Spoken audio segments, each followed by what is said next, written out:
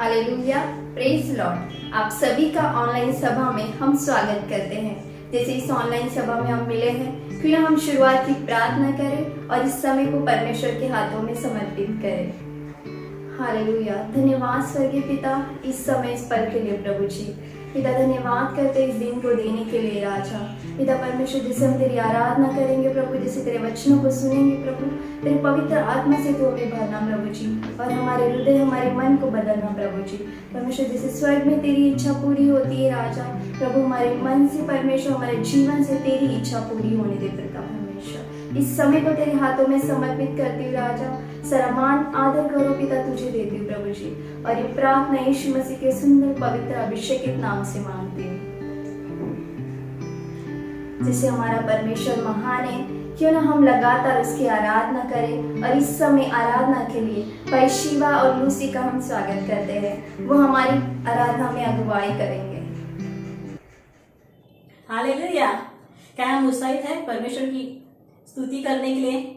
आइए दोस्तों, मैं आपको उत्साहित करना चाहती हूँ, क्योंकि परमेश्वर भला है, उसकी महिमा करने के लिए, उसके नाम को ऊंचा उठाने के लिए, क्योंकि वही योग्य है और वही काबिल है। आइए हम मिलकर उस महान परमेश्वर के नाम को ऊंचा उठाएंगे और उसकी गीत को गाएंगे। वही राजा है, वही प्रभु है। आमीन।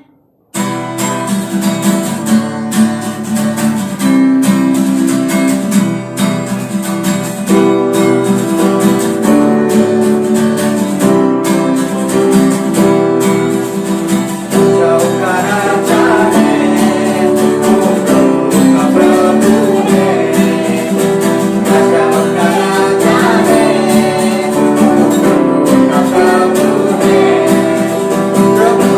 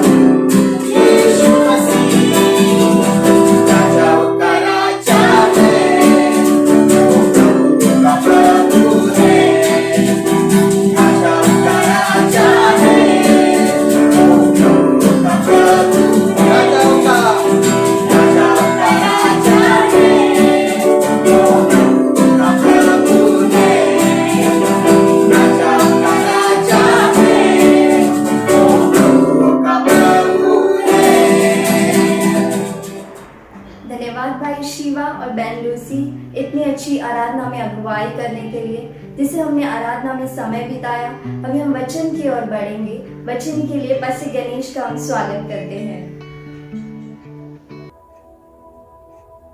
Hallelujah, praise the Lord. कैसे आप सभी लोग? आशा करते हैं आप सभी लोग खुश आनंदित अपने अपने घरों में और इवन कामों में भी जा रहे हैं और सुरक्षित हैं, मैं ये आशा करता हूं।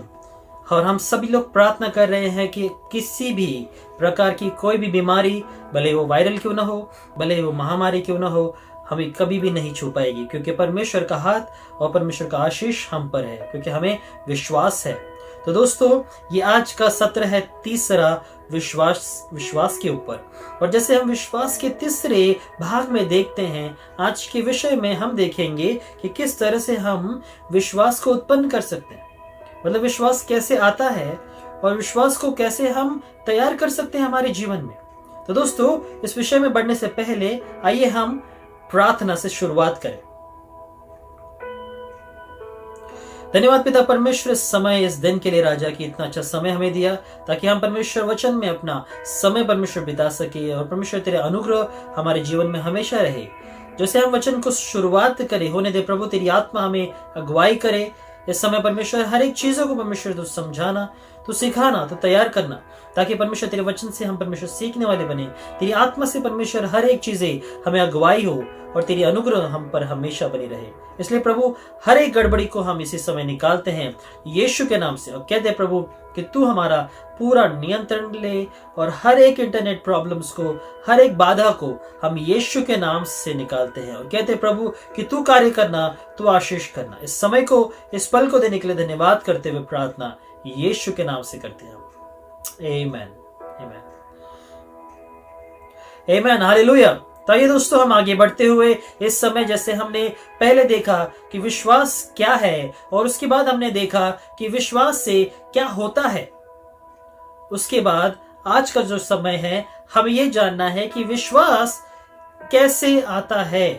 या तो सबसे पहले जैसे हम रोमियो के 10 के 17 में हम पढ़ते हैं, वहां पर यह लिखा हुआ है, सो विश्वास सुनने से और सुनना मसीह के वचन से होता है। सो विश्वास सुनने से और मसीह के वचन को सुनने से आता है। तो सबसे पहले विश्वास कैसे आता है? सबसे पहले हमें वचन को सुनना है। सुनो, जब भी हम वचन को बोलते हैं, आज जैसे हम वचन को सुन रहे हैं, यही चीजें हैं जिससे परमेश्वर हमारे जीवन में विश्वास को उत्पन्न करता है। अभी दोस्तों, ये सवाल मुझे भी था कि कैसे सुनने से, वचन को सुनने से विश्वास कैसे आता है। अभी जैसे हम वचन को सुने कि कभी भी परमेश्वर हमें नहीं छोड़ेगा, हमें नहीं त्यागेगा, ये परमेश्वर का वचन है दोस्तों। और परमेश्वर के वचन को ही सुनने से हमारा विश्वास बढ़ता है। जब हम इस वचन को सुनकर समझेंगे कि वचन में क्या लिखा हुआ है और उस हिसाब से हम सोचेंगे कि प्रभु तू हमें कभी नहीं छोड़ता, तो हर एक संकट के समय जैसे हम उसके नाम को पुकारते हैं, परमेश्वर एक सहायता भेजता है और वहीं पर हमें विश्वास होने लगता है कि प्रभु तू है। और वही है विश्वास का बढ़ना, और वो तभी होगा जब हम वचन को जानेंगे। तो इसीलिए वचन को सुने, पढ़े। दूसरी बात, हम वचन को हमें पढ़ना है, मनन करना है। मगर सबसे पहले ये जान ले कि वचन क्या है। इब्रानियों के 4:12 में परमेश्वर यही कहता है। आइए इसे हम पढ़े। भाई जोसेफ हमें वचन पढ़ने में मदद करेंगे। इब्रानियों 4:12, क्योंकि परमेश्वर का वचन जीवित और प्रबल और हर एक दोधारी तलवार से भी बहुत चौखा है और जीवन और आत्मा और गांठ और गूदे गूदे को अलग करके वार पार छेदता है और मन की भावनाओं और विचारों को जांचता है। आमीन। तो जैसे हमने देखा कि वचन क्या है, वचन जीवित है, ओके, प्रबल है और दो धारी तलवार से भी तेज है। प्रबल है, जीवित है। परमेश्वर, जैसे हम यूहन्ना की पहले पत्री के पहले अध्याय में देखते हैं कि आदि में वचन था, वचन परमेश्वर के साथ था और वचन ही परमेश्वर था। और वही वचन जीवित है, क्योंकि वो वचन जो परमेश्वर है वो मरा नहीं है। जब वो मरे वो जीवित हुए, आज वो जीवित वचन है जो हमारे बीच में है, और वही वचन परमेश्वर ने हमारे लिए लाया ताकि हम जीवन को जान सके। और उसी तरह हम जैसे यहोशू के 1:8 में भी देखते हैं कि व्यवस्था की यह पुस्तक तेरे चित्त से कभी ना उतरने पाए, इसे दिन रात ध्यान दिए रखना, इसलिए कि जो कुछ उसमें लिखा है उसके अनुसार करने की तू चौकसी करे, क्योंकि ऐसा ही करने से तेरे सब काम सफल होंगे और तू प्रभावशाली होगा। दोस्तों, यहोशू का 1:8 परमेश्वर क्लियरली कहता है कि ये वचन जो हमें पढ़ना है, इसे हमें अपने मुख से कभी नहीं जाने देना, क्योंकि ये प्रबल है, ये जीवित है। इसे दिन और रात हमें मनन करना है, और जब हम मनन करेंगे, इसे याद रखेंगे। दोस्तों, परमेश्वर ने यहाँ पर क्या लिखा है, जैसे इसके लिए इसे, क्योंकि ऐसा ही करने से तेरे सब काम सफल होंगे और तू प्रभावशाली होगा। तो दोस्तों, जब हमारे सारे काम सफल होंगे और जब हम प्रभावशाली होंगे, तो जो चीजें हमें चाहिए, अगर जैसे हम प्रार्थना करेंगे, प्रार्थना करते हुए, विश्वास करते हुए, जब हम हर एक चीजों को, हर एक वचन को पढ़ के मनन करेंगे, जैसे वचन कहता है अगर तू ऐसा करेगा, जब ऐसा करने के बाद ये दूसरा पड़ाव है कि जब हम वचन को ना कि सिर्फ सुनने वाले मगर करने वाले भी बनेंगे, तो वहां पे परमेश्वर हमारे जीवन में कार्य करेगा। कैसा कार्य करेगा? हमारे कामों को सफल करके और हमें प्रभावशाली बना के। तो दोस्तों, आपको क्या लगता है, अगर वचन पढ़ने से अगर आपके काम सिद्ध होते हैं तो आप में विश्वास नहीं बढ़ेगा कि प्रभु मुझे विश्वास है कि तू करेगा? यही से हमारा विश्वास का और बढ़ना शुरू हो जाता है। और वही चीज भजन संहिता के 119 के 103 में भी लिखा हुआ है, उसे पढ़ते हैं हम। भजन संहिता 119 का 103। तेरे वचन मुझको कैसे मीठे लगते हैं, वे मेरे मुंह में मधु से भी मीठे हैं। या तेरा वचन मुझे कैसे मीठे लगते हैं। दोस्तों, ये वचन है जो मधु मतलब शहद से भी मीठा है। दोस्तों, ये वचन है परमेश्वर का, और ये इतना मधुर है कि हमें इतना मिठास हमारे जीवन में भर देता है, क्योंकि वचन भजन संहिता के 119 के 105 में भी यही लिखता है कि तेरा वचन मेरे पाँव के लिए दीपक और मेरे मार्ग के लिए उजियाला है। दोस्तों, जब परमेश्वर के वचन को हम सुनते हैं, तो हर एक वचन जो परमेश्वर का है वो हमारे लिए एक मधुरता लाता है, हमारे जीवन में एक मिठास को लाता है। हर एक कड़वाहट हमारे जीवन से, हर एक नफरत, हर एक बंधन हमारे जीवन से निकल के हमारे जीवन में एक जो अधूरापन है वो भर देता है, और वही मिठास, वही आशीष हमारे जीवन में परमेश्वर लाता है। क्यों? जब भी हम संकट में होते हैं, वो वचन हमारे पाँव के लिए दीपक होता है और हमारे मार्ग के लिए उजाला होता है, और वही वचन हमें मार्गदर्शन करता है। दोस्तों, और जब परमेश्वर का वचन हमारे मार्गदर्शन करता है तो हम भटकेंगे नहीं, मगर हम में विश्वास और बढ़ेगा, ये कहते हुए कि प्रभु तू मेरे साथ है जो मुझे मार्गदर्शन दे रहा है। तो दोस्तों, यही करने से जब हम वचन को पढ़ते हैं, मनन करते हैं, तो हमें हमारा विश्वास बढ़ने लगता है। तो ये दूसरा पड़ाव था जहां पे हमें यह समझ में आता है कि परमेश्वर के वचन को पढ़ने से और मनन करने से क्या आता है? विश्वास आता है। और उसी तरह तीसरी बात को भी हम देखेंगे, प्रार्थना बहुत जरूरी है। प्रार्थना का जीवन हमारा मूल्य और क्या बोलते हैं कि नींव, ये हमारी प्रार्थना है। हमारा जो जीवन का मूल आधार है वो प्रार्थना होना चाहिए, क्योंकि मरकुस के 1 के 35 में यही लिखा हुआ है कि हमें भोर सुबह उठकर प्रार्थना करना है। इसे हम पढ़ते हैं। मरकुस 1 वचन 35। और भोर को दिन निकलने से बहुत पहले वह उठकर निकला और एक जंगली स्थान में गया और वहां प्रार्थना करने लगा। कि मैन वो भोर के दिन मतलब सुबह, ओके, वो निकल के जंगल की ओर जाता है और प्रार्थना करता है। अभी यहाँ पे जगह मायने नहीं रखता, क्योंकि उस समय बहुत सारे झाड़ जंगल वहां पे होते थे जब यीशु मसीह थे। जब यहाँ पर यीशु मसीह सुबह सुबह उठे और प्रार्थना के लिए गए, तो वो सुबह का समय था। बहुत सारे लोग सुबह उठते हैं। अभी बहुत सारे लोग शायद नाइट शिफ्ट करते हैं, तो सुबह सुबह उठ के प्रार्थना करना शायद उनके लिए उतना थकावट रहेगा। अगर आप शाम को करते हैं या रात को करते हैं, दोस्तों परमेश्वर ने ऐसा कोई समय नहीं रखा, मगर हमारा प्रार्थना करना बहुत जरूरी है। या अगर आप सुबह उठ के कर सकते हैं, जो दिन का सबसे पहला समय है वो परमेश्वर को दे, और सबसे अच्छा समय जहां पे कोई भी ऐसा डिस्टर्बेंस नहीं है। क्योंकि दोस्तों जब हम सुबह सुबह उठते हैं, वो सुबह सुबह एक ताजा रहता है, क्योंकि रात को होने के बाद वो सारा जो हमारा थकावट है वो नींद के वजह से हम शायद ध्यान नहीं दे पाएंगे। मगर जब हम सुबह सुबह उठते हैं, तो सुबह उठने के बाद सबसे पहला काम हमें वो करना है कि सबसे पहले परमेश्वर को धन्यवाद देना है, तो प्रार्थना के विषय में। और वहीं पर हम देखते हैं मत्ती के 14:23 में कि हमें अकेले में प्रार्थना करना है, वो बहुत जरूरी है। उसे हम पढ़ते हैं। मत्ती 14:23। वह लोगों को विदा करके प्रार्थना करने को अलग पहाड़ पर चढ़ गया और साँझ को वहां अकेला था। आमेन। वो लोगों को विदा करके, कौन? परमेश्वर यीशु मसीह, प्रार्थना करने अकेला अलग पहाड़ी पे चढ़ गया और सांझ को वहां अकेला था। ओके, सांझ मतलब शाम। अभी शाम को भी वो अकेले जाके प्रार्थना किया, सुबह भी वो अकेले जाके प्रार्थना किया यीशु मसीह।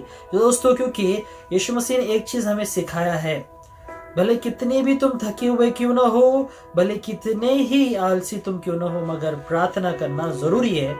और वो प्रार्थना बहुत जरूरी है, इसीलिए यीशु मसीह खुद प्रार्थना करने गए और हमें वो सिखाया कि हमारा जीवन, प्रार्थना का जीवन बहुत जरूरी है। क्योंकि जब हम प्रार्थना करते हैं दोस्तों, नई नई चीजें परमेश्वर हमें दिखाता है। जैसे कि अगर हम ऑफिस में काम करते हैं, तो अगर कुछ चीजों को लेकर हम सोच रहे हैं, तो मैं आपको वादा करता हूं कि अगर आप प्रार्थना करोगे, परमेश्वर उसका हल हमें देगा। प्रार्थना के द्वारा एक नई सोच देगा, एक नई बातें देगा। परमेश्वर मुझे देता है, इस लॉकडाउन के समय में बहुतों को दिया है, और परमेश्वर आपको भी देगा अगर आप विश्वास के द्वारा प्रार्थना करो कि प्रभु मुझे बता कि मुझे क्या करना चाहिए। और वहीं पे परमेश्वर आपसे बात करना शुरू करेगा, और वहीं पे आपका प्रार्थना की वजह से जो विश्वास है वो और बढ़ेगा। और दोस्तों इससे क्या होता है, भजन संहिता के 32:8 में हम देखते हैं। भजन संहिता 32:8। मैं तुझे बुद्धि दूंगा, और जिस मार्ग में तुझे चलना होगा उसमें तेरी अगुवाई करूंगा। मैं तुझ पर कृपा दृष्टि रखूंगा और सम्मति दिया करूंगा। आमेन। मैं तुझे बुद्धि दूंगा, और जिस मार्ग पे तुझे चलना होगा उसमें तेरी अगुवाई करूंगा।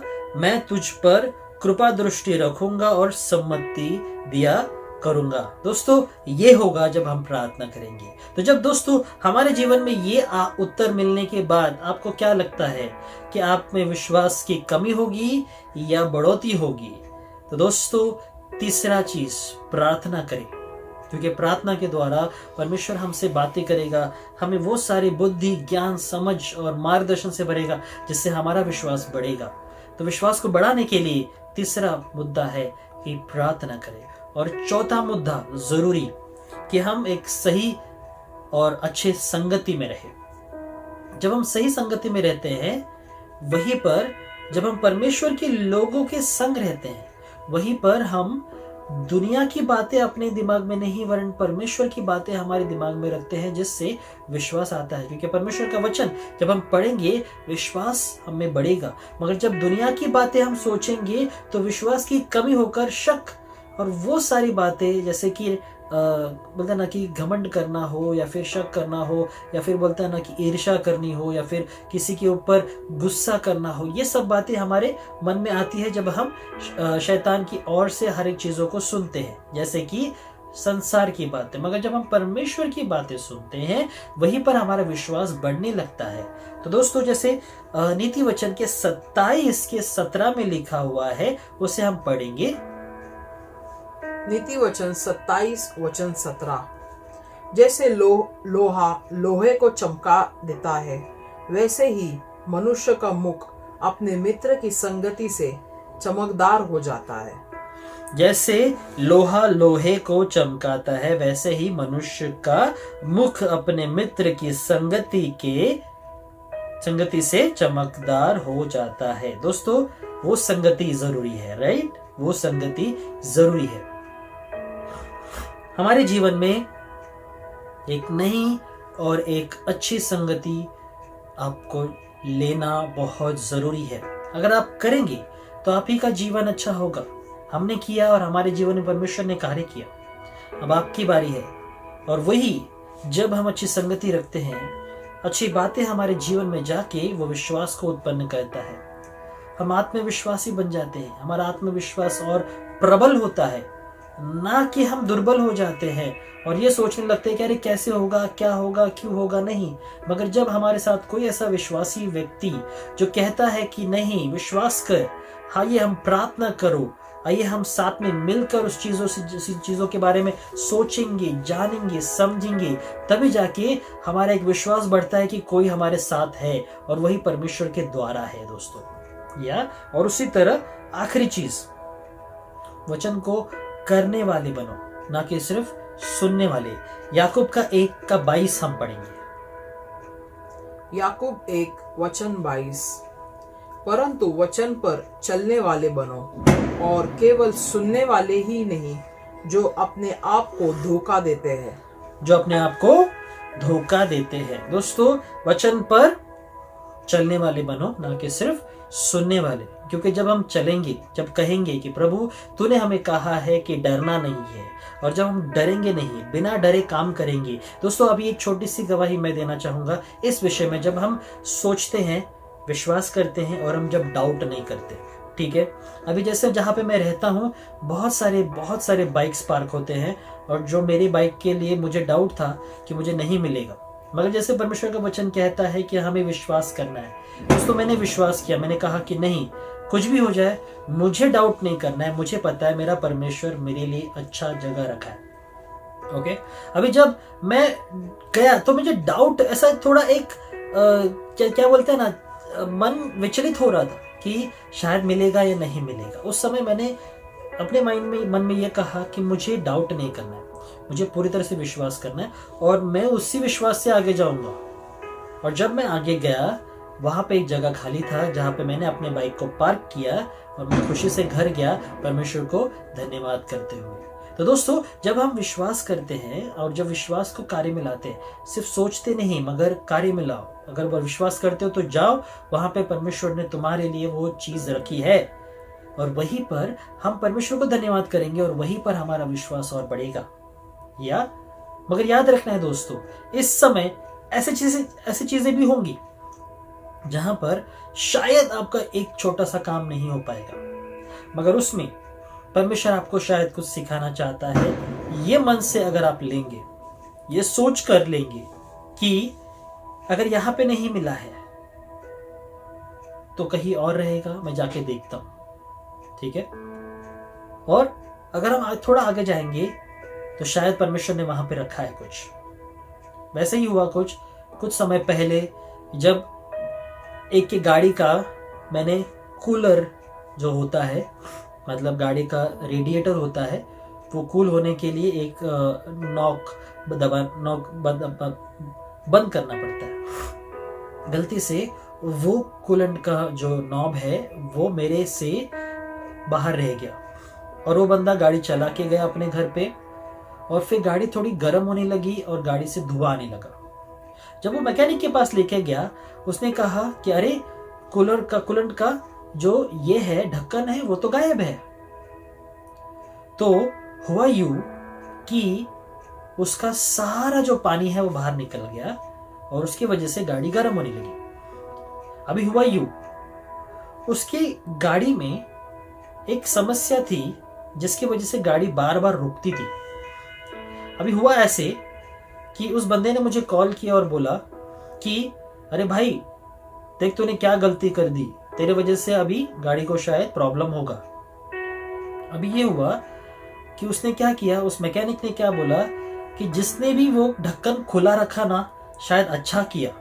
क्यों पता है? क्योंकि उसका सारा जो पानी बाहर निकला और उसकी वजह से जो गाड़ी रुकती थी वो ऐसा था कि जो अंदर का कचरा था वो पूरा बाहर आ गया, क्योंकि पानी बाहर आ गया और शायद पानी की वजह से वो कचरा भी अंदर दबा हुआ था और वो सब बाहर निकलने की वजह से पूरा फिल्टर हो गया। फिल्टर होकर वो पूरी तरह से कचरा बाहर आ गया और अभी नया कूलेंट डाल के मैं ढक्कन लगाता हूँ, गाड़ी अभी कभी बंद नहीं पड़ेगी। तो दोस्तों, इसमें एक गलत अगर मैं सोच लूं कि यार मैंने कुछ गलती कर दी, मैं फिर से उस चीज को नहीं करूंगा, मगर उसके बाद जो परमेश्वर ने किया वो शायद अलग था, अद्भुत था। ये मैंने जानबूझ के नहीं किया, मगर मुझे विश्वास था कि प्रभु तू मुझे कभी भी निराश नहीं करेगा। क्योंकि जब हम परमेश्वर के वचन के अनुसार करते हैं, कहते हैं कि प्रभु जो भी मैं करूं, जो भी मैं बोलते ना काम हो या फिर व्यवसाय हो, मेरा पढ़ाई हो, जो भी मैं करूं प्रभु वो अच्छे से हो जाए।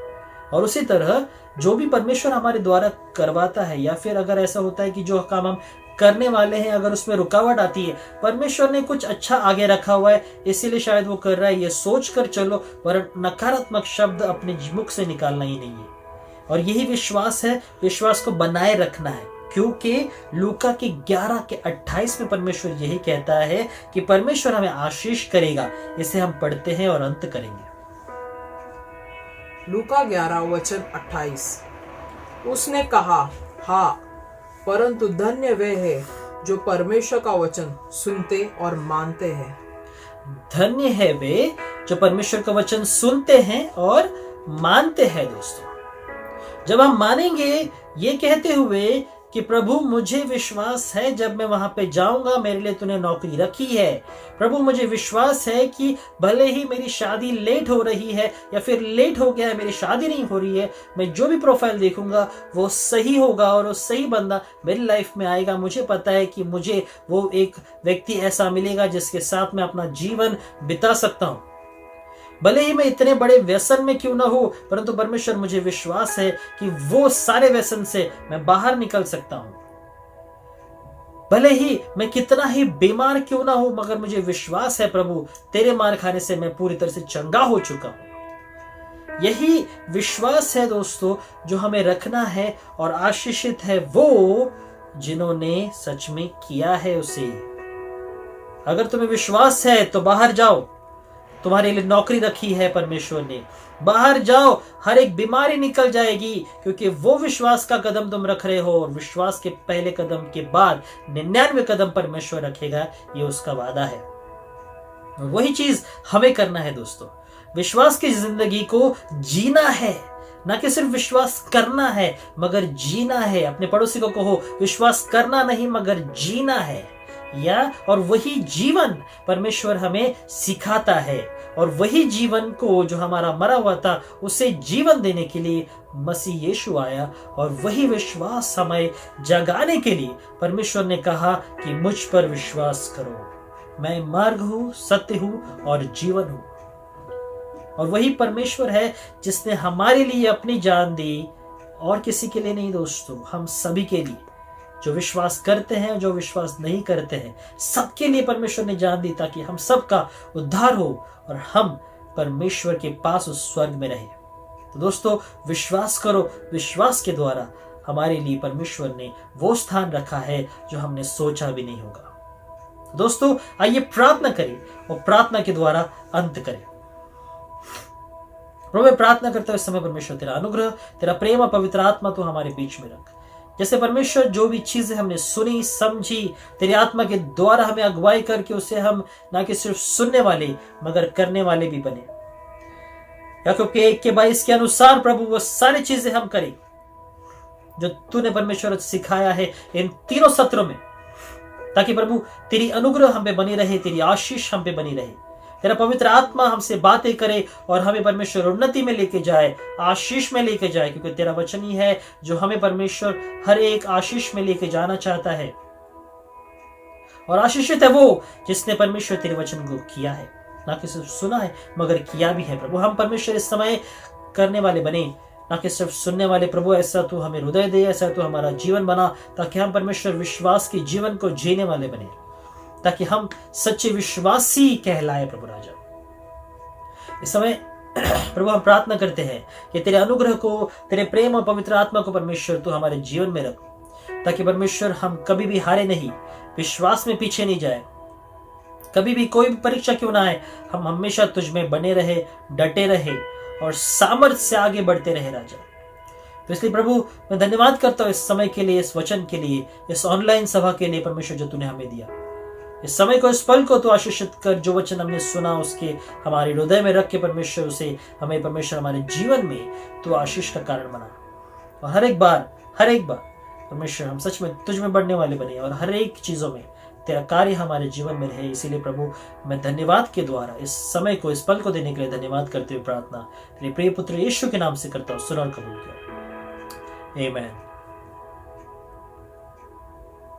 आमीन। दोस्तों, तो जैसे आज का सत्र आखिरी विश्वास के ऊपर, मैं आशा करता हूं विश्वास के जीवन को हम जिएंगे। परमेश्वर आपको आशीष करे। अगले हफ्ते फिर से मिलते हैं। धन्यवाद पास्टर गणेश, इतना अच्छा वचन को बांटने के लिए। जैसे हमने इस वचन को सुना है, हर दिन हम इसे मनन करेंगे और लोगों में बांटेंगे और फिर से हम अगले हफ्ते मिलेंगे। धन्यवाद।